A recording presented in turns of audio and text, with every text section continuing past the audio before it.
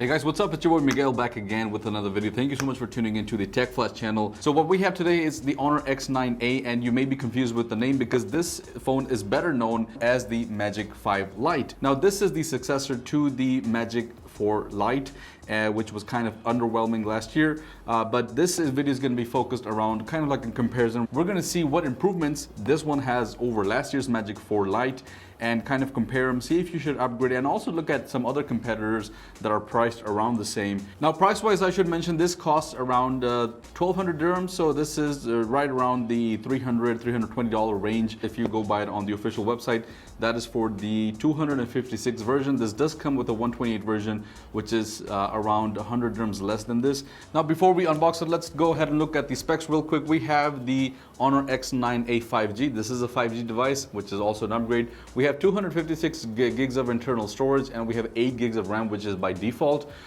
You have the titanium silver color. This also comes in the black color, and it comes in that meadow green color with the Pro 5 that I reviewed for the Honor, which was my favorite color.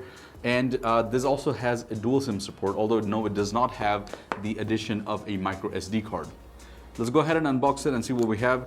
Up front, we have the phone right here, and we have the booklet, which only has the actual case. It does not have a booklet because this is a review unit, but glad to see that the phone is coming with the case. Some phones I heard that was not coming with any of these accessories. It was only the phone. I don't know what region that was, but I read in some places that this phone wasn't coming with any of these things, but I'm glad to see that we have everything in the box. We have the charger, which is a 40-watt charger, not a 66-watt charger like we usually get with Honor. And we also have the USB-A to USB-C cable right in here. Let's go ahead and look at the design first. And this is a very aesthetically pleasing phone. One of the things that I like about this is that it's very thin. So that's one of the things that Honor also advertises. This is at 7.9 inches inches.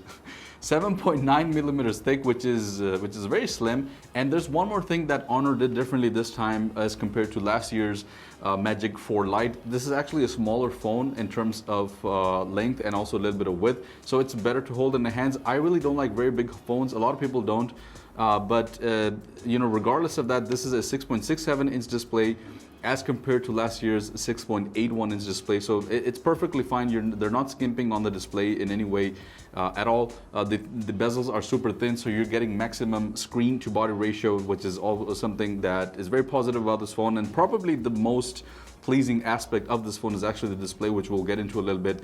We'll look at the rest of the details. We have the power button on the side. We have the power button on the side here. We have the volume rocker buttons on this side.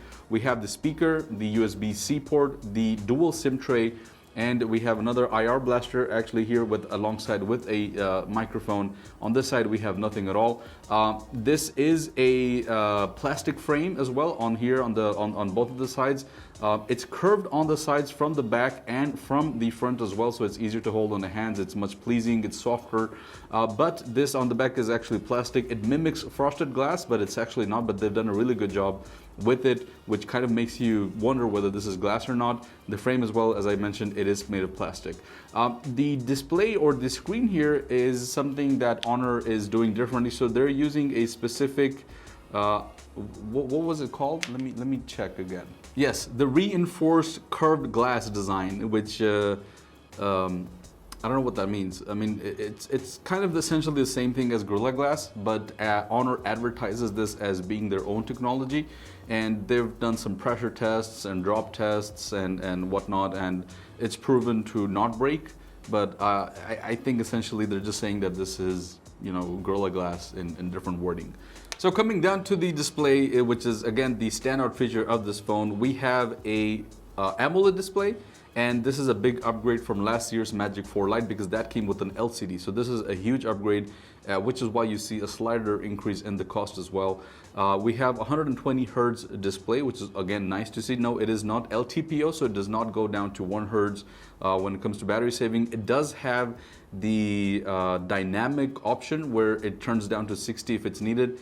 But what I found out is that it's actually mostly all the time is turned on to 120.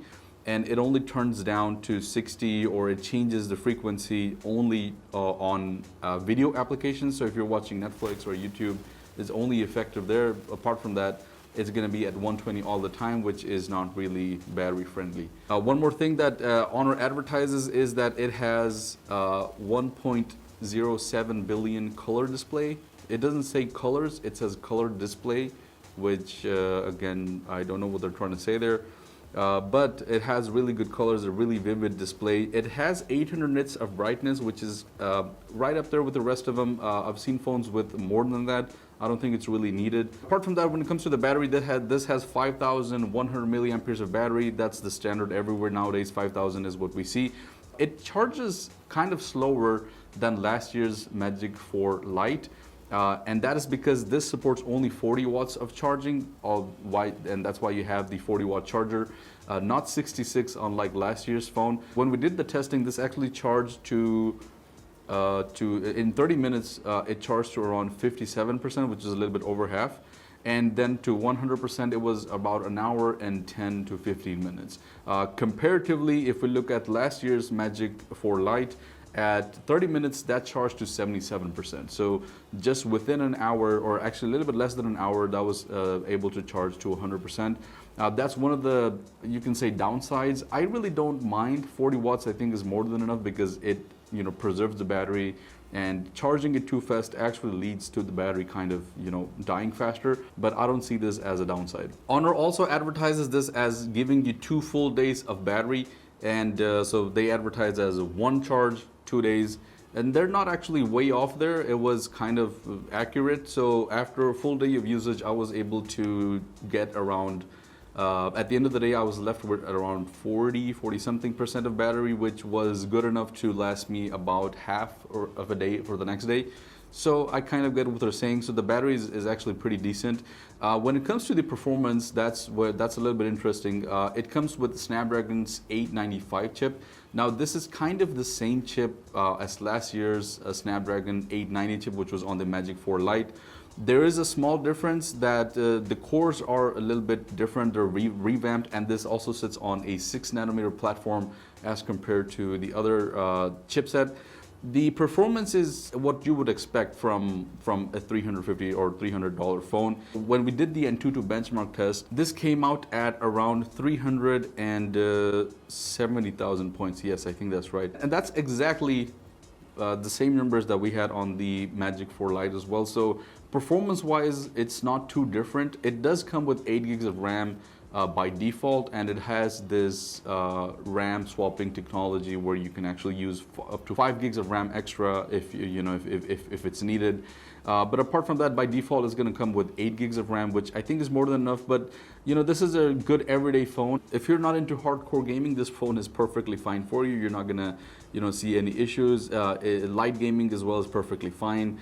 But if you're looking to game on this phone, I really wouldn't recommend it. You're going to see some thermal throttling, and that's not what this phone is actually made for. When it comes to the software, that's another kind of downside, I would say. That's something that I've also discussed or mentioned before. Honor it's really improving itself in a lot of places. So and I really like that because they're really showing effort. Their phones, their displays, their performance is showing.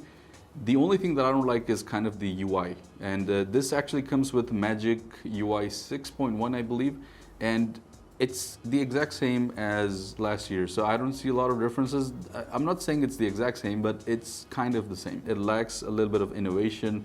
I think they really need to change it. And one other thing that I didn't actually like here is that it doesn't come with Android 13. I would expect it being in 2023, this would come with Android 13, but it actually doesn't. This still comes with Android 12. If you compare it to last year's Magic 4 Lite, that came with Android 11, and it's still, even to this day, it's still on Android 11. It hasn't updated to Android 12. There's no support for it to be, or there's no update for it to be updated to Android 12. So I'm doubting that I'll ever see this phone being updated to Android 13, which again, being in 2023, you would expect that most phones, even at this price point, you would at least have Android 13. Finally, coming down to the camera, which is not a standout feature. It is an improvement for last year. You can see you still have the same circular array. of cameras. You have the flash over here, and then you have 3 cameras. I'm only going to talk about the main camera because that's the biggest change that we have here. The rest of the cameras are, it's a 2 megapixel macro and I believe an 8 megapixel ultra wide, which is kind of subpar, I would say. The main camera is an improvement from last year's Magic4 Lite. From 48 megapixels, this now has 64 megapixels, and it's a decent camera. It's not something special. It's not something extraordinary. There are other cameras with the kind of the same price point which are far better, but nevertheless, it's not a bad camera at all. It's perfectly fine for everyday usage, social media, taking pictures. But there's one downside that kind of limits it, and that's because of the chip that we have over here. It limits it to only shoot in 1080p resolution, which it can be kind of like a deal breaker for a lot of people. If you're using this or if you're getting this phone to make video, you're not going to be able to shoot in 4K, which I think is kind of a big deal, especially in 2023. Most phones, regardless of their price point, they're shooting in 4K by default, and this only shoots 30 FPS at 1080p. So yeah. Now, what do I think about it? I think that's a really good phone. It's a pretty decent phone at its price point, but you can compare it with other phones that have kind of better, you would say, features. Now, this phone at this price point is perfectly fine. But if you want a phone that has a better camera and slightly or kind of the same performance, but a better UI overall, you can go for the Google Pixel 6a. Which has a far better camera. It has obviously stock Android, and you also get their own SoC, which is the Tensor chip. Apart from that, the Samsung A53, yes, that is a phone that a lot of people can consider in around the same price point. You have a far superior camera there. You have Android 13 upgrades as well. But if I personally had to spend that type of money, I would actually spend maybe around $70 to $100 more, and I would go for the vanilla version of the Realme GT2. Yes, that phone does everything that the Magic5 Lite does, but it does it way better. And one of the reasons is that the display is nearly the same. So this display is flagship. I would say the Magic5 Pro has a display that's flagship level, and so does the Realme GT2. But the thing that the Realme GT2 does better is way faster performance. So it has Snapdragon's AAA chip, although it's a 2-year-old chip, but it was a flagship chip at one point in time. So I think that even that has better performance than this phone. It has a better camera as well. I think it looks even kind of better because it has that special texture at the back, the Realme GT2. But yeah, that's my opinion. That's my verdict on the Magic5 Lite. Let me know what you guys think in the comments below. If you haven't, please subscribe. Let me know what you would like me to do, what you'd like me to review in the future. Thank you so much for watching, and I'll see you in the next one. Peace out.